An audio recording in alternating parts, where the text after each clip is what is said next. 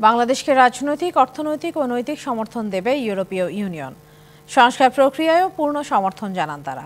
আর visa centre Delhi থেকে সরিয়ে ঢাকায় অথবা প্রতিবেশী কোনো দেশে স্থানান্তরের অনুরোধ করেন প্রধান উপদেষ্টা ডক্টর মোহাম্মদ ইউনূস। এছাড়া বাংলাদেশ নিয়ে অপপ্রচার ঠেকাতে সহযোগিতা চান তিনি। প্রধান উপদেষ্টার সাথে বৈঠক করেছেন ইউরোপীয় ইউনিয়নের ১৯ কূটনীতিক।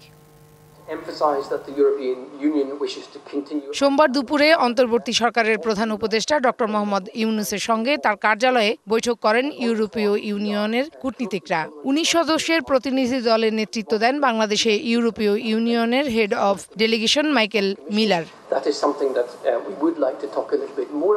প্রায় আড়াই ঘন্টার বৈঠকে মতামত তুলে ধরেন ১৫ জন প্রতিনিধি। শ্রম অধিকার, বাণিজ্য সুবিধা, জলবায়ু পরিবর্তন, মানবাধিকার, international crime tribunal act, Rohingya প্রত্যাবাসন ও টেকসই ভবিষ্যৎ নির্মাণে অঙ্গীকার ও করণীয় সম্পর্কে আলোচনা হয় বৈঠকে।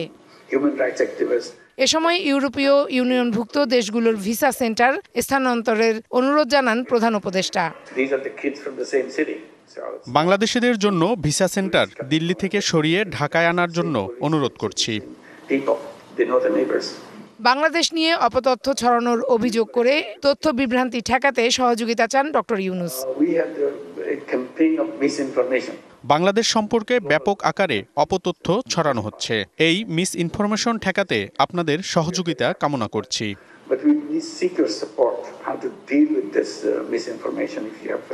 দেশের সব রাজনৈতিক দল ও ধর্মীয় জনগোষ্ঠী ঐক্যবদ্ধ জানিয়ে তিনি সংস্কার ও নির্বাচন প্রক্রিয়া সম্পর্কেও ইইউ প্রতিনিধিদের বিস্তারিত জানান।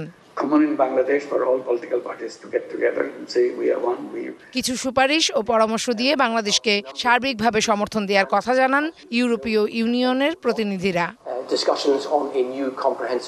সংস্কার প্রক্রিয়ায় প্রধান উপদেষ্টাকে পূর্ণ সমর্থন দিতে চায়। এছাড়া প্রয়োজনীয় পরামর্শ ও সুপারিশ দিয়ে নতুন বাংলাদেশ গড়ার লক্ষ্যে বাংলাদেশের পাশে থাকার প্রতিশ্রুতিবদ্ধ আমরা।